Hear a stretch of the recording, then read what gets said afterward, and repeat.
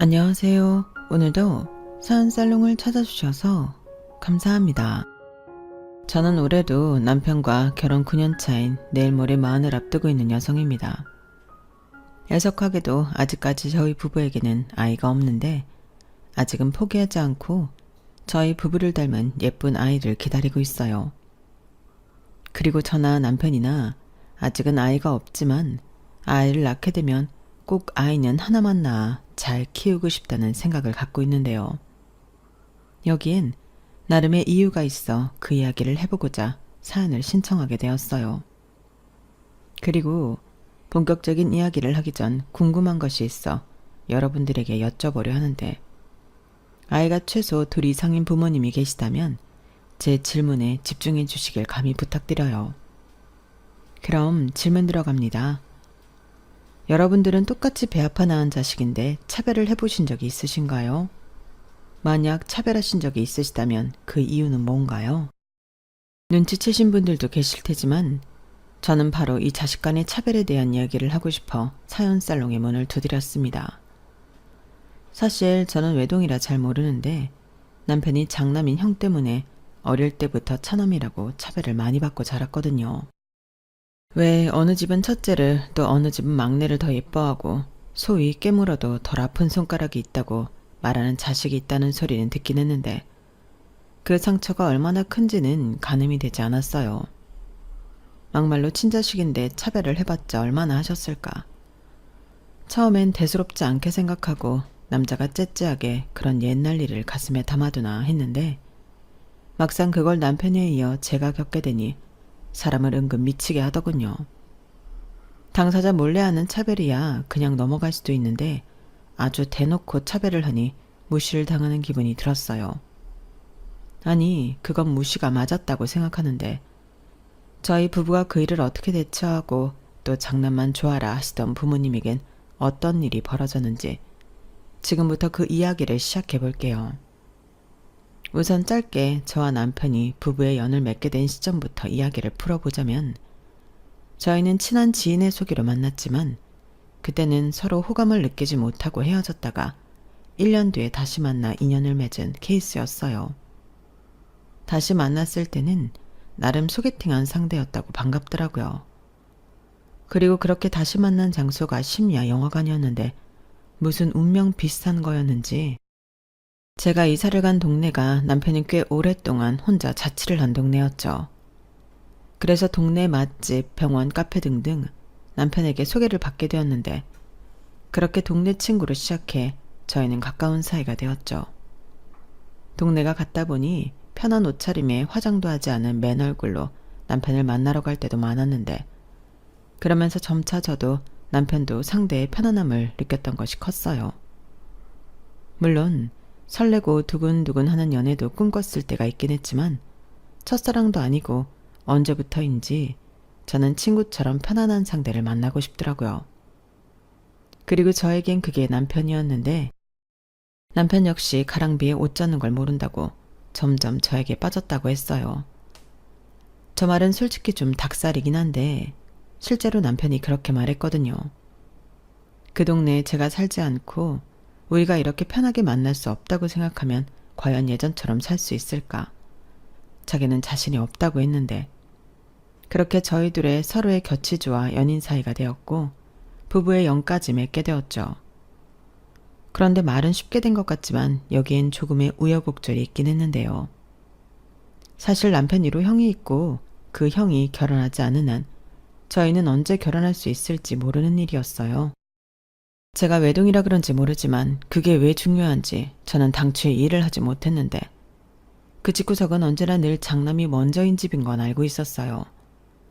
그런데 남편보다 3살이 많은 아주버님은 무슨 이유인지는 모르겠으나 자기는 결혼할 생각이 없다며 비혼을 선언해버렸고, 원래도 장남이 집안의 기둥이라고 생각하던 시부모님은 충격에 빠지셨는데 3살 아래 둘째까지 결혼을 밀려 못할까봐 저희가 먼저 결혼을 하게 되었어요. 이걸 고맙다고 해야 할지 참 아이러니하긴 했는데 남편은 이미 저를 만나고 있었으니까 집에서도 시간만 끌다 둘째도 헤어지면 당신들은 언제 며느리 구경을 할 수 있을까 초조하셨던 것 같아요. 그래서 얼떨결에 받게 된 결혼 허락이었는데요. 말이 허락이지 딱히 부모님의 도움을 받을 건 없었어요. 저희는 철저하게 반반 결혼을 했거든요. 집 전세 보증금도 반반, 혼수도 반반, 결혼식장, 신혼여행 이런 것도 전부 반반씩 했는데 남편이 생각보다 돈을 많이 모아두지 못해서 남편 기준에 맞춰서 결혼 준비를 했어요. 그런데 저희가 결혼한 후에도 시부모님, 특히 시어머니는 장남을 먼저 장가 보내고 둘째를 장가 보냈어야 했다며 불필요한 하소연을 자주 했는데 좋은 소리도 한두 번이지 듣기 싫은 비슷한 말들을 자꾸만 하시는데 들어주기가 힘들더군요. 아, 우리 정민이가 장가를 먼저 갔어야 하는 건데 동생이 먼저 장가를 갔으니 애라도 먼저 낳으면 이걸 어떻게 할 거야? 라고 하셨는데 저희 부부 없을 때나 하시지 며느리 보시고 굳이 그런 말을 하는 이유가 뭘까? 저는 이해가 가지 않았어요. 저도 사람인데 이왕이면 시집와서 시부모님과 잘 지내고 싶지 않겠어요? 그래서 나름 잘 보이려 애도 쓰고 돈도 쓰며 시댁을 다녔는데 자꾸만 제 앞에서 이상한 소리를 하시니까 제 마음도 돌아서게 되더라고요.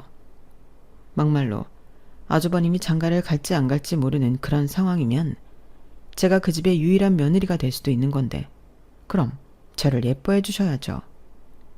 그런데 저희 시부모님은 그런 생각을 하실 수 있는 분들이 아니셨어요. 오히려 결혼 초반에는 지금 생각해도 너무 소름이 끼치는 말을 하시기도 했는데 그 말이 뭐였는 줄 아세요? 너는 앞으로 남편이 둘이라고 생각해. 너무 네 남편만 챙기지 말라는 소리야. 네 위로 손위 형님이 없으니 어쩌겠니? 우리 큰아들 장가 가기 전까지는 너는 그냥 아주버님도 네 남편이다 생각하고 챙겨. 내 말 무슨 뜻인지 이해했지?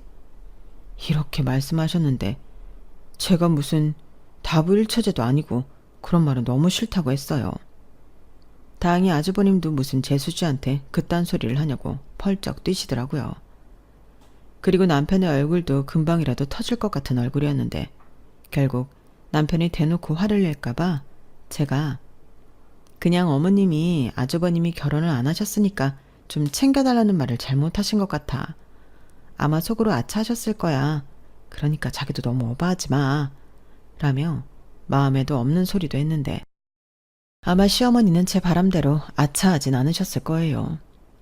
왜냐하면 그 이후의 말과 행동만 봐도 그 말이 진심이었다는 걸 알 수 있는데 한 번은 제가 결혼하고 아주버님의 첫 생일날에 일어난 일이었어요. 보통 가족 구성원 중에 생일이 있으면 모여서 저녁 한 끼 정도 같이 먹는 경우가 대부분이잖아요.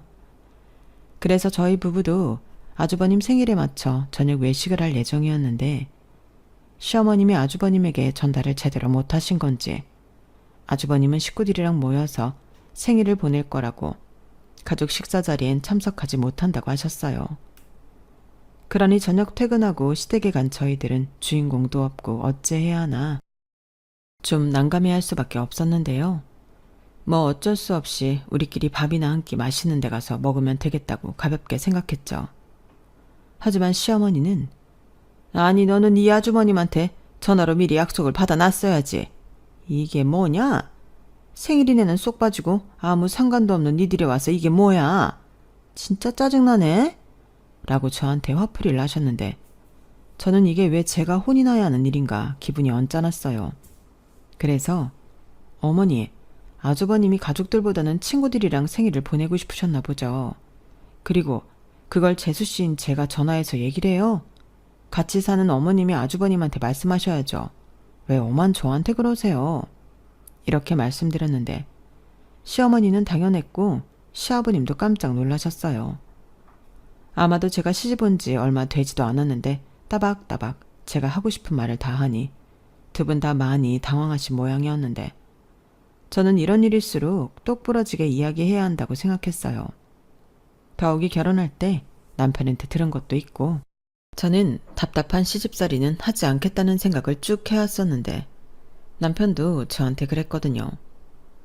전에도 말했지만 우리 엄마 아버지가 형만 위하는 사람이라 혹시라도 나 때문에 자기가 부당한 일을 겪게 된다면 내가 나서서 해결할 거지만 만에 하나 내가 없거나 자기가 이건 아니다 싶을 땐 내 생각하지 말고 하고 싶은 대로 해. 나는 진짜 괜찮아. 라고 했었는데 정말로 제가 나서야 되는 상황이 생기긴 하더라고요. 물론 그 일로 저는 시부모님에게 제대로 찍혔지만 후회는 없었고 시어머니가 아휴 거참 너는 니네 집에서 뭘 어떻게 배워왔길래 참을성이 없냐? 어떻게 며느리가 하고 싶은 말을 다 하고 살아? 어디 며느리 무서워서 말도 함부로 못하겠네. 라며 혀를 차시는데 저는 거기서 그만두지 않고 상대가 누가 됐든 말은 함부로 하시면 안 된다고 끝까지 바른 소리를 했어요. 그러자 남편이 살짝 티 안 나게 웃었는데 아버님은 얼굴이 울그락불그락 저를 보시는 눈빛이 예사롭지 않았죠. 저요. 그때 솔직히 많이 무서웠어요. 저라고 무슨 강심장이겠어요. 하지만 아닌 건 아니라서 용기 내서 말씀을 드린 거였고 그건 무슨 일이 있어도 저를 믿어줄 거라는 남편이 믿음이 있었기에 가능한 일이었죠. 그렇게 그날은 주인 없는 생일밥을 먹는 둥 마는 둥 하고 집에 돌아왔고 남편과 사이좋게 라면을 끓여 먹으며 넘어갔는데 남편은 시댁에서 있었던 일을 그 이후에도 언급하지 않았어요. 저는 그런 점이 좋았는데 지금도 느끼는 거지만 저희 남편은 언행일치가 확실한 사람이라 더 높게 평가합니다. 요즘은 그렇지 못한 사람들이 정말 많잖아요. 가끔은 본의가 아니게 제가 내뱉고도 그 말을 지키지 못하는 일도 있어 말을 더 신중히 하고 불필요한 말이 있으면 절제해야겠다고 생각하는데 이게 다 남편을 보고 느낀 거예요. 일단 그런 것만 봐도 저는 남편과 결혼한 걸 후회하지 않는데요. 결혼 생활이라는 게 매 순간 감정이 유동칠 때가 많더군요. 특히 아주버님에겐 한없이 너그러우신 시부모님이 남편과 저에겐 의무 어쩌고 하면서 압박해 올 때는 이놈의 집구석 확 엎어버리고 싶었던 적이 한두 번이 아니었는데 여기서 한 가지 더 질문이 있어요.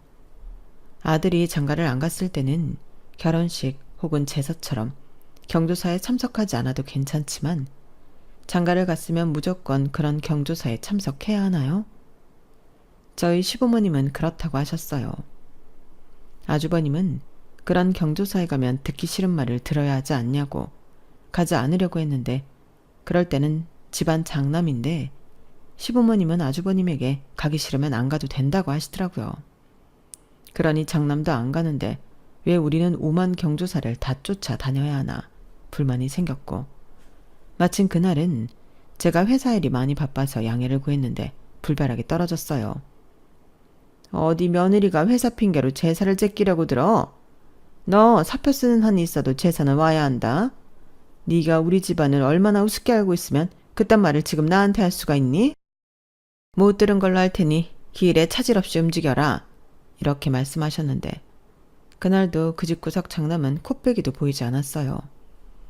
오죽하면 고모님들과 작은 아버지들이 장남은 뭐가 그렇게 바빠서 면상 구경도 못해? 시제사에 지가 빠지면 어쩌자는 거야? 라고 한 소리씩 하시면 아직 장가도 못 갔는데 못 올 수도 있죠. 그리고 사업하는 애가 좀 바빠야 말이죠. 이해들 좀 해주세요. 대신 우리 청운이랑 청운이 처 있잖아요. 라고 하셨는데 그때는 우리 부부가 아주버님 대타처럼 느껴지더군요. 그렇게 점점 저는 시댁에 대한 불만이 늘어갔고 웬만하면 시댁에 가고 싶지 않다고 남편에게 이야기를 하게 되었는데 남편은 제 마음을 이해한다고는 하지만 그때는 좀 서운해하는 것 같기도 했어요. 자기 식구들은 원래 그런 사람인데 제가 너무 스트레스 받아 하는 것 같다고. 자기 부모님이 뭐라고 하든 한쪽 귀로 듣고 한쪽 귀로 흘려 보내라고 하는데 그것도 되는 사람이 하는 거죠. 저는 그렇게 크지도 않았고 그런 게 싫었는데요. 그러던 어느 날이었어요.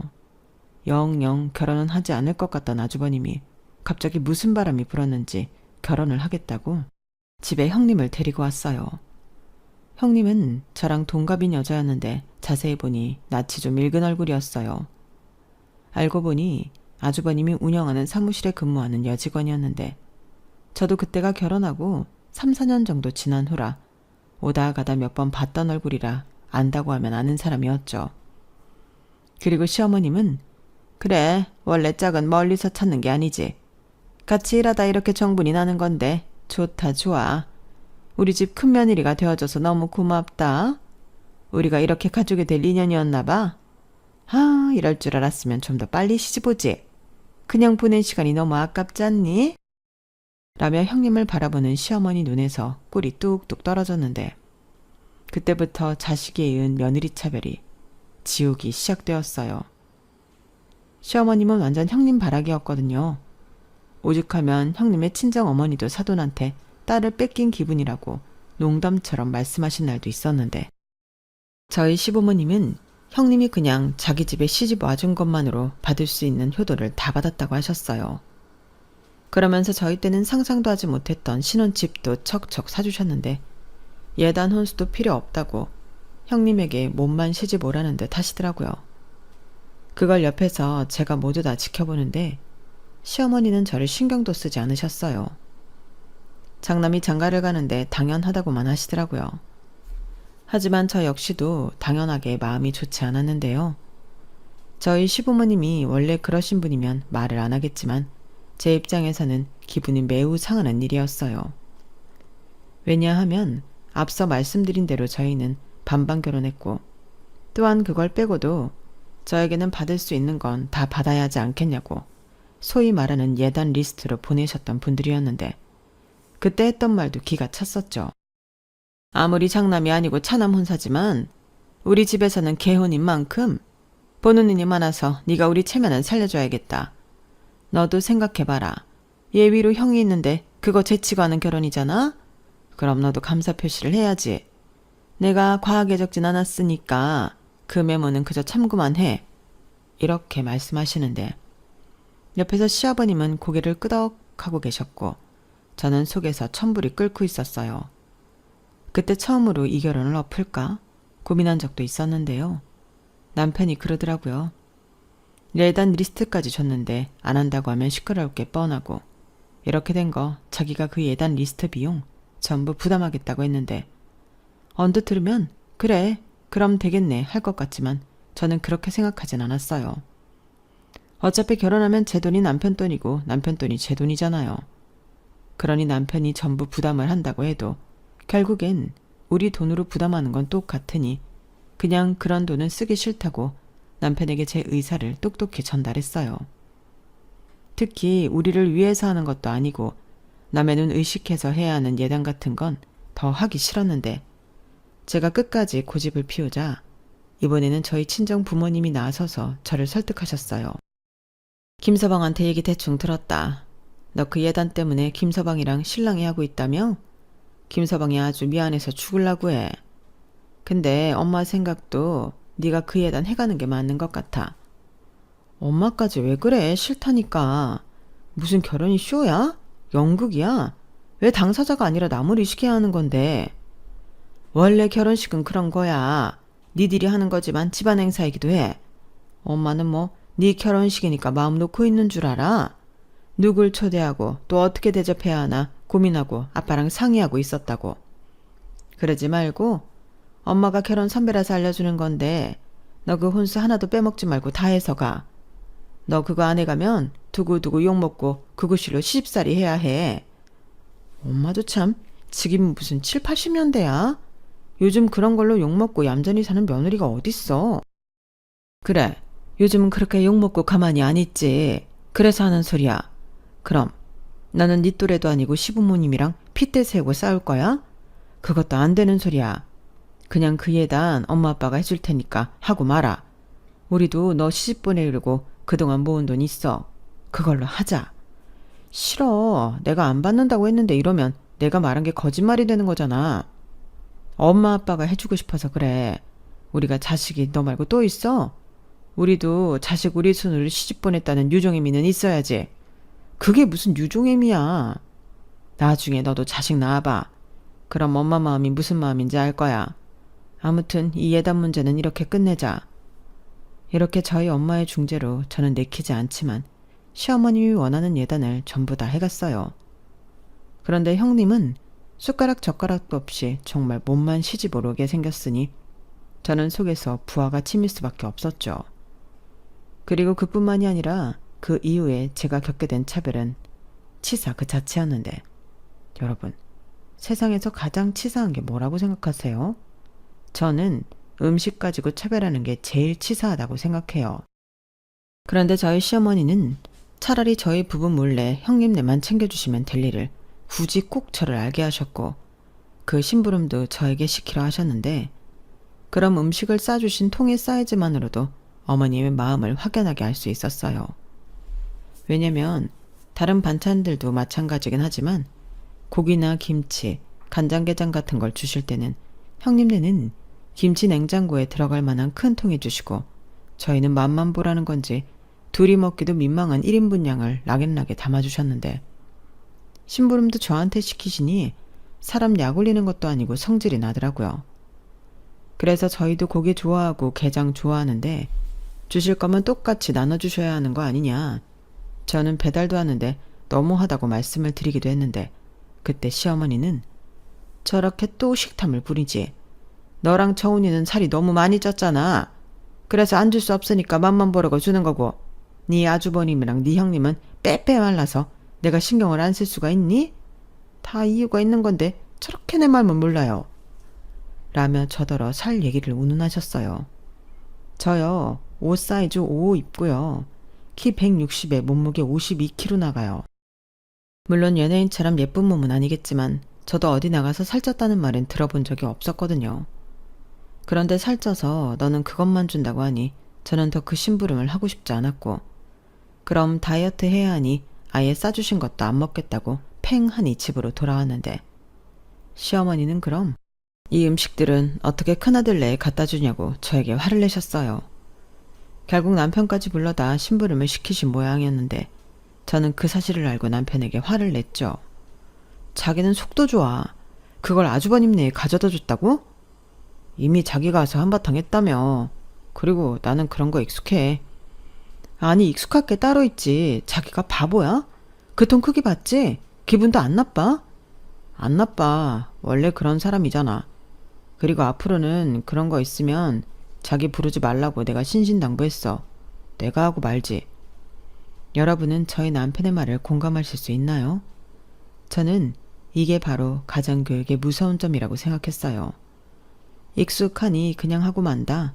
이것처럼 무서운 말이 없잖아요. 하지만 남편은 원래도 어릴 때부터 형 때문에 잔심부름을 많이 해왔다며 이런 일은 별일도 아니라고 하는데 제 속만 뒤집어졌어요. 그리고 저보다 늦게 시집을 온 형님도 자기가 맞이고 시부모님이 자기를 예뻐한다는 걸 알아 저에게 참 형님 대접을 받고 싶어 하셨는데 기가 막혔죠. 동서, 나 냉장고에서 시원한 물 좀 꺼내줘라. 동서, 오늘 저녁 뭐 할 거야? 나는 불고기 먹고 싶은데. 동서가 해주면 안 돼?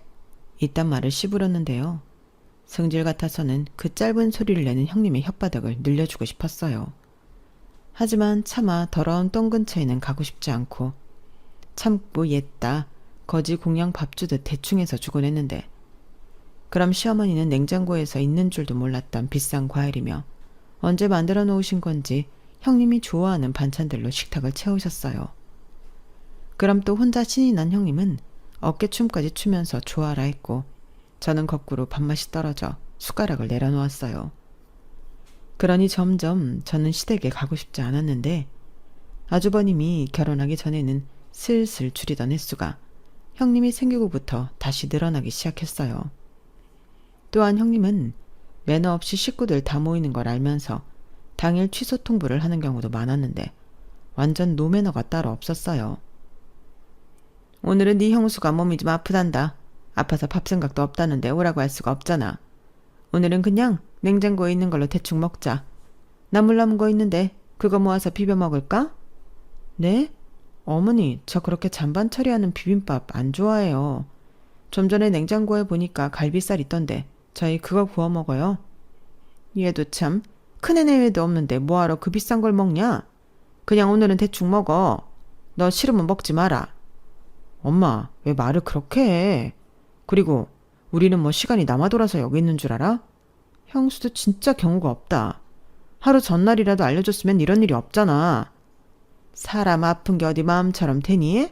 아, 아파도 오려고 했다가 도저히 못 오는 거겠지. 지가 지금 마음이 얼마나 안 좋겠니? 근데 우리끼리 신났다고 고기를 구워 먹어? 나는 그렇게는 못한다. 그래, 형도 없는데 무슨 니들 싫으면 가서 니들끼리 고기 사 먹어라. 나랑 네 엄마는 대충 먹으면 되니까. 아, 예, 그럼 그러세요.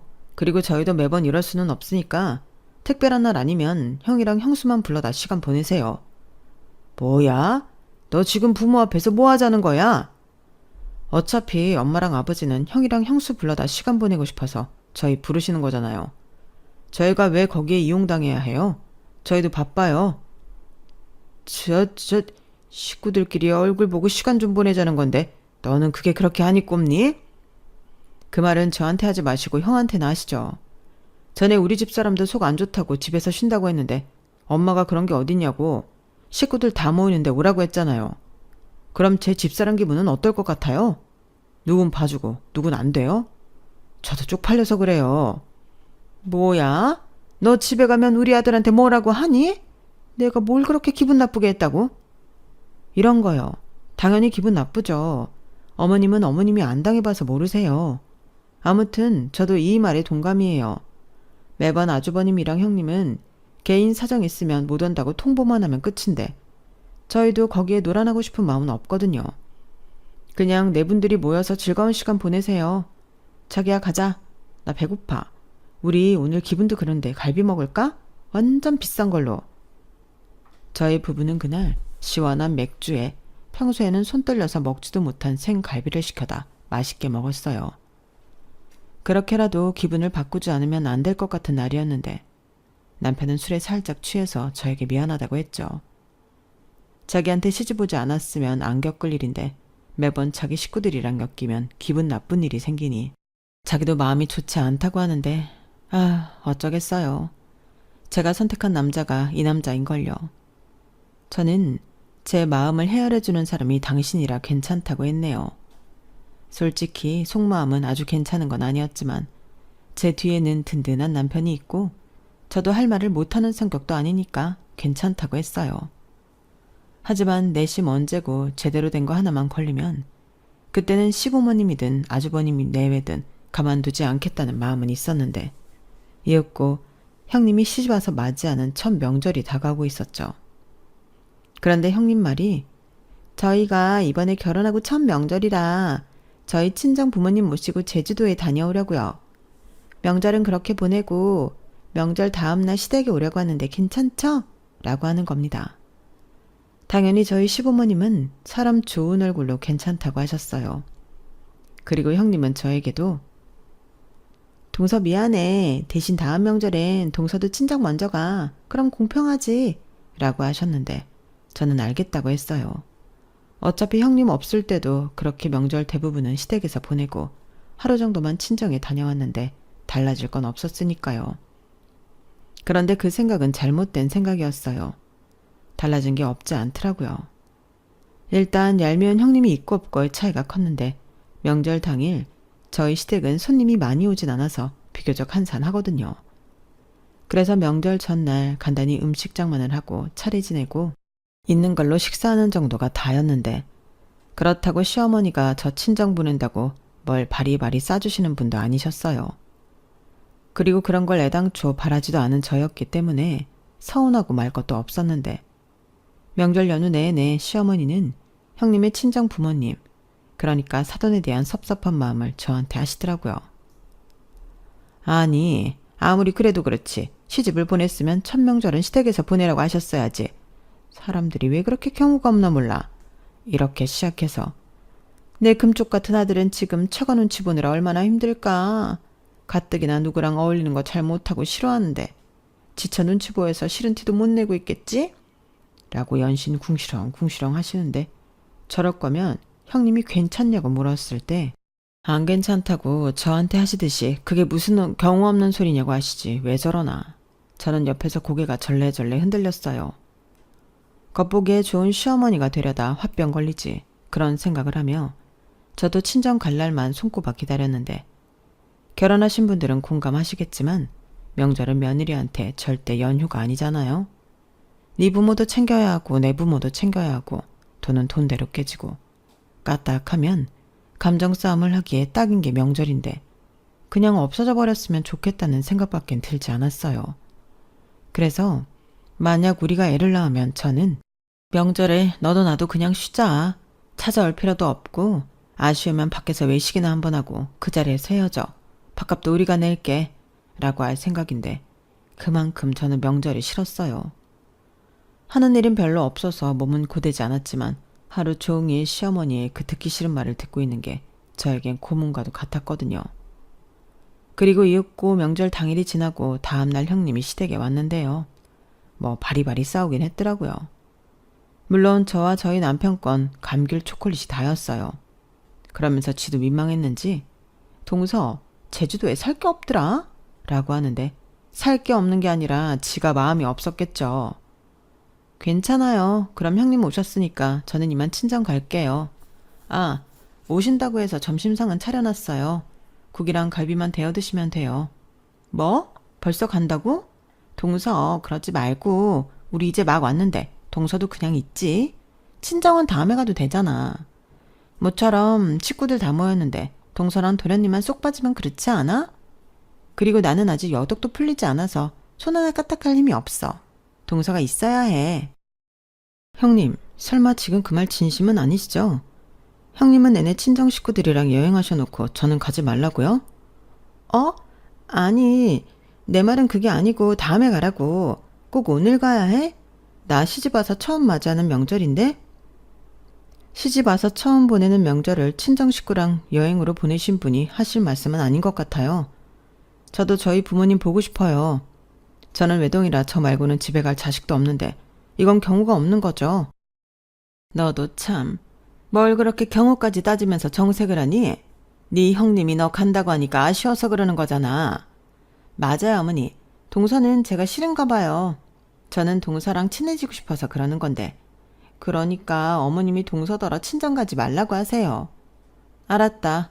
네가 그러고 싶으면 그래야지. 둘째 너 침 풀어. 이번 명절은 친정 가지 마라. 아싸. 동서, 그럼 국이랑 갈비는 동서가 데워줄 거지? 그리고 어머니, 저 저녁에 한우 먹고 싶은데 전에 한우 집에 선물 들어왔다고 하지 않으셨어요? 저희 주려고 숨겨두셨다고 했잖아요. 그렇지. 그래. 저녁에는 그거 꺼내서 구워 먹자. 둘째 너도 저녁에는 한우 먹으면 되겠네. 와, 지금 다시 그때를 떠올려도 키보드를 치고 있는 제 손이 마구 떨리네요. 저는 주체할 수 없는 분노를 느꼈어요. 그리고 오늘이 그날이구나 딱 그런 생각이 들었는데 갑자기 주방 쪽에서 우당탕탕하는 굉장한 소음이 들렸어요. 저를 포함한 모든 식구들이 소리가 난 쪽으로 뛰어갔는데 세상에나 거기엔 저희 남편이 그 무거운 식탁을 엎어버린 거 있죠. 그러니 그 위에 차려진 음식들이 모두 바닥에 나뒹굴고 있었는데 시어머니가 아끼는 접시며 그릇도 산산조각이 나 있었어요. 당연히 시어머니는 악소리를 내며 난리가 나셨고 시아버님은 저희 남편의 멱살을 잡으며 너 이놈 도대체 이게 무슨 짓이야? 라고 소리를 질렀는데 금방이라도 한 대 치실 기세였어요. 그러자 아주버님이 나서서 시아버님을 말렸고 형님은 인상을 찡그리며 아주 작은 소리로 뭐야? 라고 하는데 저는 그런 형님의 뒤통수를 보고 참을 수 없는 분노를 느꼈어요. 그래서 이판사판이란 생각에 친정 가려고 싸둔 짐가방 그 중에 가장 큰 가방을 형님 뒤통수로 던졌는데요. 어머, 왜 그게 거기로 날아갔지? 형님, 죄송해요. 제가 저쪽으로 치운다는 게 형님 뒤통수를 쳤네요. 라고 능청을 떠니 형님 눈깔이 횟가닥 돌았어요. 한마디로 집안이 쑥대밭이 되었는데 시아버님이 남편과 저에게 썩 꺼지라고 호통을 치시더라고요. 나는 우리 장남만 있으면 된다. 니들은 없어도 되는 존재들이야. 다시는 내 눈앞에 띄지 말고 연 끊어줄 테니 니들 마음대로 하고 살아라. 이렇게 말씀하셨는데 저는 속으로 아주 쾌재를 불렀어요. 연 끊자는 말이 그렇게 감사하고 달콤하게 들릴 수가 없더라고요.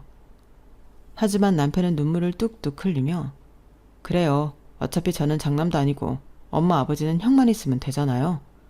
그리고 형도 사람이 그러면 안 되는 거예요. 형수가 뭔데 제 와이프 친정에 가라 말합니까? 자기는 하고 싶은 거 다 하고 뭐요? 놀고 와서는 손 하나 까딱 할 힘이 없어요? 지금 그걸 자랑이라고 해요? 형도 참 어디서 형하고 똑같은 여자를 데려가서는 나는 이만 빠질 테니까 형이 엄마 아버지 평생 책임져. 저는 돌아가셨다고 해도 장례식에는 가지 않을 테니 만수무강하세요. 그렇게 좋아하는 장남이랑 맏며느리 더 보셔야 하니까. 이렇게 말했는데 참 마음이 안 좋게도 그 순간 남편의 말을 귀 기울이는 가족들은 아무도 없었어요. 아버님은 담배만 뻑뻑 피웠고 시어머니는 울고 형님은 제가 던진 가방이 아프다고 징징, 아주버님은 남편을 노려보며 씩씩거렸는데 아주버님은 이제 나이 먹고 늙을 일밖에 없는 부모를 자기한테 떠미는 거냐고, 그럴 거면 유산도 포기하고 나가라고 소리를 지르더라고요. 물론 저희 남편은 그깟 유산 안 받아도 그만이고 그렇게 좋아하는 장남한테 몰빵해주지 않겠냐고 애당초 기대도 하지 않았다고 했는데 그건 실제로 그랬어요. 저랑 가끔 이야기를 하면 남편은 기대감이 정말 1도 없더라고요. 대신 저는 그동안 한 고생이 있으니 이대로는 억울하게 느껴졌는데요. 남편이 그러더라고요. 그 돈 공짜 아니야. 얼마를 받든 그 돈 받게 되면 평생 다시 엮여서 살아야 해. 나는 그땐 그 돈 안 받고 자유롭게 살고 싶어. 이런 소리를 들었는데 저도 시간이 지나면서 남편의 그 말이 무슨 뜻인지 알게 되었어요. 그래서 저 역시도 시댁 재산에 대해 생각도 하지 않게 되었는데요. 그렇게 저희 부부는 시댁과 연을 끊었어요. 하지만 시부모님은 이 사태를 그렇게 심각하게 받아들이지는 않으시는 것 같았어요. 왜냐하면 명절 연휴가 끝나고 아무렇지 않게 시어머니가 전화를 하셨는데 혹시나 뒤늦게나마 작은 아들한테 미안해서 전화를 하셨나 하는 기대로 전화를 받았지만 시어머니는 나다. 성질대로 하고 가니까 속 편히 참 잘 오드냐? 라며 시비를 걸기 시작하셨어요.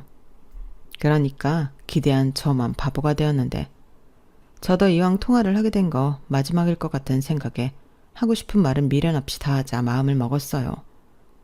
그래서 21번 가다듬고 이내 하고 싶은 말을 줄줄이 굴비역듯 쏟아내기 시작했는데요. 몇 번이고 중간에 제 말을 끊으려고 했던 시어머니지만 당신 뜻대로 되진 않았고 제 이야기를 다 듣게 되셨어요. 어머니는 아직도 저희한테 용건이 있으세요? 저희라고 속이 편하진 않았죠. 하지만 저는 터질 게 터진 거라고 생각해요. 어머니랑 아버님이 오죽 아버님만 싸고 들면 그이가 그래요. 그리고 어머님이 그렇게 장남 맏며느리 타령하시니까 아주버님도 형님도 저희를 무시하잖아요. 그럴 때마다 저랑 그이 속이 어떤 줄 아세요? 저는 그렇게 하나하나 짚으며 마치 남편의 대변인이라도 된 듯 서운한 것들을 짚어드렸어요.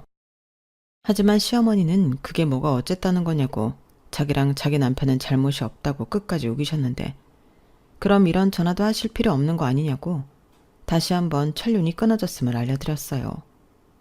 그러자 이번에는 제가 시집을 와서 남편이랑 멀어지게 되었다고 엉뚱깽뚱한 소리를 하기 시작하셨고 저는 쓸데없는 소리 하실 거면 전화 끊겠다고 하고 번호도 차단해버렸는데 남편에게 시어머니가 전화를 하셔서 또 뭐라고 하셨다 얘기하니 남편은 내내 생각하고 있던 거라며 이참에 이사도 가자고 하더군요. 어차피 그때가 저희가 연장했던 전세 계약이 끝날 시점이었거든요. 그래서 남편의 의견 100%를 반영해 저희는 이사를 가게 되었는데 남편이 먼저 처갓집 근처로 가자고 했어요. 어차피 시부모님이 저희 친정 주소를 알고 있는 것도 아니었고 자식이 하나인 저희 부모님을 배려해 그 근처로 가는 게 좋지 않겠냐고 남편이 말해주는데 너무 고맙더라고요. 그리고 이 사실을 저희 부모님에게 말씀드리니 안타까워하시면서도 또 한편으로는 저처럼 김서방의 속이 깊어. 아휴, 저런 아들이 어딨다고. 우리라도 친아들처럼 잘해줘야지 라고 고마워하셨는데 그래서 저희가 이사가는 전셋집을 같이 골라주셨어요. 그런데 매매가나 전세보증금이나 큰 차이는 없었고 전세 사기로 한바탕 시끄러우니 저희 부모님이 그냥 매매가 어떻겠냐고 하셨는데 집값의 절반은 저희 부모님이 도와주시겠다고 하시더라고요. 하지만 남편은 그건 안 될 말이라고 그런 부담은 드리고 싶지 않다고 거절했는데 저는 철없이 좋다고 했어요. 그만큼 우리가 우리 부모님한테 잘하면 되는 거 아니냐고. 저는 집을 사고 싶다고 했는데 결국 그렇게 집을 매매했죠. 결혼하고 처음으로 생긴 우리 집이라고 생각하니 매일매일이 신나고 기대가 찼는데 그때 저희 엄마가 동네에 이런 호재가 있다며 집값이 오를 거라고 기뜸도 해주셨어요. 그러니 그 집을 절대 놓치고 싶지 않았는데 감사하게도 친정 부모님의 도움을 받아 저희는 대출 없이 9억 아파트를 매매하게 되었어요. 그리고 실제 현재 시세로 저희 동네는 저희가 구매한 값보다 많이 올랐는데요. 물론 부동산 시세라는 게 오르락 내리락 하는 거지만 확실한 건 시부모님과 연을 끊고 저희 부부에겐 좋은 일만 생겼다는 거였어요. 그렇게 한 해가 지나고 두 해가 지나고 어느덧 시댁을 생각을 1도 하지 않게 되었는데 3년 정도 됐을까? 남편이 형한테 연락이 왔다고 하더군요. 기가 막혔어요. 이제 와서 무슨 연락을 하냐고 제가 펄쩍 뛰었죠. 그런데 아버지 간암이시래. 형이 자기도 할 만큼 했으니 이젠 우리더러 아버지 병원비랑 간병인비 내라고 하더라. 라고 했고 저는 순간 미친놈 외마디 욕이 튀어나왔어요. 그러자 남편도 자기도 그렇게 생각한다고 하면서 시아버지 앞으로 있던 보험들은 다 어쨌냐 물었다고 했는데 진단비니 뭐니 나온 것들은 이미 병원비와 수술비로 다 썼다고 하더랍니다. 당연히 믿지 않았어요. 그 인물이 그럴 놈이 아니거든요. 지방 기둥 떼어가 사업하던 장남이 퍽이나 그랬을까. 저는 코웃음을 쳤어요. 그리고 그뿐만이 아니라 사업도 어려워져서 시부모님 집과 시부모님이 해준 자기들 신혼집도 넘어가게 되었다며 당장 돈 좀 빌려달라고 했다는데 아마 두 집을 담보로 많은 액수를 대출받은 것 같다고 하더라고요. 그래서 자기는 뭐라고 했어? 설마 그 돈 해준다고 한 건 아니지? 아니야, 쓸데없는 소리 하려면 전화 끊으라고 소리 질렀지. 그러니까 형도 내가 도망을 가버려서 자기 혼자 독박 쓰느라 힘들었다고 소리를 짓더라. 그러면서 뭐? 장남의 무게를 네가 아냐고. 내가 진짜 어이가 없어서. 뭐? 장남의 무게? 아주버님도 사람 진짜 안 변한다.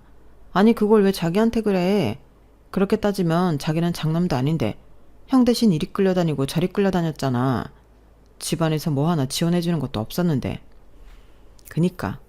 그래서 헛소리 그만하라고 아버지 돌아가셔도 연락하지 말라고 했어. 내가 전에 말했잖아. 저는 남편의 그 말에는 아무 말도 하지 못했어요. 그래도 부모가 돌아가시면 임종도 그렇고 장례도 자식들이 할 역할이 있는데 남편이 그것도 안 하겠다고 하니까 그래도 되는 건가? 많은 생각이 들더라고요. 하지만 이내 남편은 정말로 마음을 독하게 먹은 건지 반년 뒤 들려온 시아버님의 부고에도 꼼짝하지 않았는데 그때 형님이 자기 혼자 죽겠다고 저에게 따로 연락을 하기도 했어요. 하지만 저는 전화도 받지 않고 문자에도 답을 하지 않았죠. 그리고 발인이 끝나고 저희는 수소문에서 시아버님의 납골당을 알게 되었는데 남편은 나중에 가겠다고 그마저도 거절했어요. 그때는 제 속이 왜 그렇게 아프던지 남편도 지금 속이 말이 아닌가 보구나 싶었어요. 그때는 남편이 잠도 제대로 자지 못하고 제대로 먹지도 못해서 10kg 가까이 살이 빠졌거든요. 남들은 남편을 보고 독하다고 했지만 저는 알고 있었어요. 남편은 누구보다 힘든 시간을 보내고 있다는 것을요. 그리고 며칠 뒤 회사에서 일을 하고 있는데 로비에서 저를 찾아온 손님이 있다고 콜이 와서 로비로 내려갔었는데 다른 사람도 아닌 시어머니가 저를 기다리고 계셨어요. 그리고 오랜만에 얼굴을 보는 건데 저는 하마터면 시어머니를 못 알아볼 뻔했어요. 그 이유는 시어머니가 그새 아주 폭삭 늙어 계셨기 때문이었는데 저를 보시고는 어쩔 줄을 몰라 하시며 시어머니가 덥석 제 손을 잡고는 이렇게 말씀하셨어요. 작은 애야, 내가 잘못했다. 내가 다 미안해. 어머니 맞으세요? 근데 여긴 어떻게 하시고? 내가 여기 찾느라 아주 힘들었다. 그래도 어쩌니 연락은 안 되고 집은 이사가서 어디 사는 줄도 모르고 그래서 전에 네가 우리 집에 인사 왔을 때 두고 간 명함 찾아서 택시 타고 왔다. 아, 그걸 아직도 갖고 계셨어요? 근데 여기까지 무슨 일로? 그게 네가 나를 좀 도와주면 안 되겠니? 정민이 그게 회사도 정리하고 해외로 날랐어. 집은 다 넘어가고 나는 지금 반지하 골방에서 지내고 있다. 정민이 그놈이 빚쟁이 때문에 조금만 숨었다가 연락을 하겠다고 했는데 나를 버리고 날랐어. 내가 그 말을 듣는데 억장이 무너져서 하늘이 노래지고 네 시아버지 따라가는 줄 알았다니까. 나 어쩌면 좋니. 재산이고 유산이고 다 줬는데 그것들이 나를 배신하고. 어머니는 아주버님이랑 형님이 그럴 거라고 생각도 못 하신 거죠? 저는 충분히 그럴 거라고 생각해요.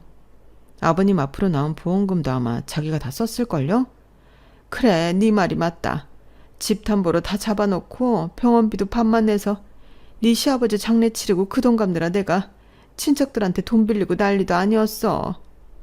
아니, 지가 어떻게 부모한테 그럴 수가 있니? 우리가 지를 장남이라고 얼마나 금이야 오기야 했는데. 그게 문제죠. 그렇게 키웠으니 부모 알기를 우습게 알고 부모 돈은 자기 돈이라고 생각하잖아요.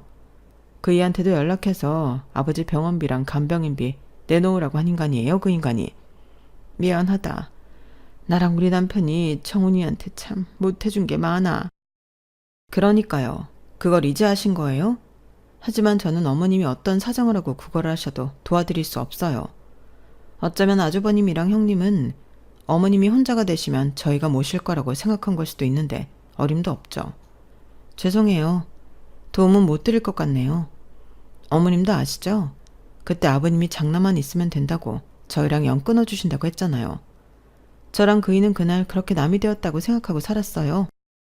뭐? 그래도 그렇지. 그게 끊는다고 끊어지니? 그러지 말고 나 좀 니네 집에 살게 해줘라. 내가 이제 너 차별하고 그러지 않을게. 그런 말씀 진작에 하시지. 근데 이젠 안 돼요. 어림도 없어요. 오늘은 얼떨결에 나와서 배웠지만 다음엔 찾아오셔도 만나지 않을 거니 헛걸음하지 마세요. 그럼 저는 할 일이 남아서 올라가 볼게요. 그게 제가 본 시어머니의 마지막 모습이었어요. 시어머니는 단호한 저의 태도에 망연자실하셨고 말씀은 굳이 하지 않으셨지만 저를 찾아오기 전 남편한테도 가서 호소했다가 당신 뜻대로 되지 않아 저를 찾아온 것 같았는데 그러니 이젠 잡고 싶어도 잡을 지푸라기가 없으신 것 같았어요. 하지만 남편이 아니라고 하면 저 역시 아니기에 저는 나중에 욕을 먹을지언정 당신이 뿌린 대로 거두는 거라고 생각하고 그대로 제자리에 복귀했는데 그 이후에 들려온 소문에 의하면 시어머니는 어쩔 수 없이 당신 친정 오빠한테 가서 얹혀 사시는 것 같았어요. 그것도 당신 올케 언니 눈칫밥을 드시며 지낸다고 들었는데 아마 남은 인생은 뾰족한 수가 없으니 그렇게 당신의 몇 안 되는 가족들 눈치를 보며 여기저기 거처를 옮기며 사시지 않을까 생각합니다. 과연 시어머니는 당신이 말년에 이렇게 초라하게 되실 줄 예상이나 하셨을까요? 저는 장담하건대 당신은 장남 내외가 당연하게 모실 거라고 생각했다는데 한 표예요. 그러니 그렇게 뒤통수 맞고 가진 모든 돈을 뺏길 줄도 모르고 장남 내외에게 다 준 게 아니겠어요? 저는 그것만 봐도 시어머니가 저희 부부가 아닌 아주버님과 형님을 끝까지 찾아다니며 괴롭혀주길 바라고 있는데 지금쯤 아주버님과 형님은 어디서 뭘 하고 있을지 궁금합니다. 남편은 아마 가진 돈도 다 쓰고 거기도 별 볼 일 없을 거라고 혹시라도 시어머니처럼 찾아오거나 다른 번호로 연락이 온다면 한마디도 들어주지 말고 칼 차단하라고 했는데 이제 남편에게 지켜야 할 가족은 저 하나라고 했어요. 그리고 효를 행할 부모는 자기를 친아들처럼 생각하고 챙겨주는 장인 장모뿐이라고 하는데 사람 마음이 오죽 자기 부모한테 서운했으면 저럴까 저는 매일매일 다짐합니다. 무슨 일이 있어도 저는 남편과 꼭 행복할 거예요. 어릴 때 받지 못한 사랑을 제가 줄 수는 없겠지만 앞으로 남은 날은 평생 제 사랑과 관심을 받으며 살게 해줄 거예요. 그리고 아직까지는 소식이 없지만 저희 아이까지 태어난다면 완전한 행복을 남편이 누릴 수 있지 않을까 생각하는데 부디 이제 그만 엄마 속 좀 태우고 우리 예쁜 아이가 찾아와 주길 바라는 마음입니다. 차별 없이 사랑을 듬뿍 주고 또 시부모님처럼 오냐오냐 하지 않고 한 사람으로 인생을 슬기롭게 잘 살아갈 수 있게 현명한 엄마 아빠가 되고 싶어요. 앞으로 남은 날은 아마도 부부로서의 시간보다 부모로서의 시간이 더 길지 않을까 그런 생각을 해보며 제 사연을 여기서 마치도록 하겠습니다. 제가 아직 세상을 오래 살지 못했지만 뿌린 대로 거둔다는 진리는 통하는 것 같아요. 잘못된 씨앗을 뿌리면 반드시 그 대가를 내가 치러야 하는데 저는 이왕이면 좋은 결과들만 얻고 싶어요. 매일매일 더디어도 좋은 사람이 되어가는 것. 그래서 제 옆에 있는 남편에게도 또 태어날 우리 아이에게도 부끄럽지 않은 한 사람이고 싶은 마음이 있는데 앞으로 더욱 열심히 성심을 다해 살겠습니다. 남편도 잘 챙기고 저희 부모님도 잘 챙기고 제 몸도 잘 챙겨서 꼭 예쁜 아이의 엄마가 되고 싶거든요. 그럼 지금까지 제 사연 함께 해주셔서 대단히 감사드리고 여러분들은 차별 없는 세상에서 미워하는 사람 없이 그저 행복하시길 바라며 마지막 인사를 드리겠습니다. 안녕히 계세요. 여러분, 사연 댓글에 응원과 현명한 조언 부탁드려요. 좋아요와 구독은 저에게 큰 힘이 됩니다. 오늘도 좋은 일 가득하세요.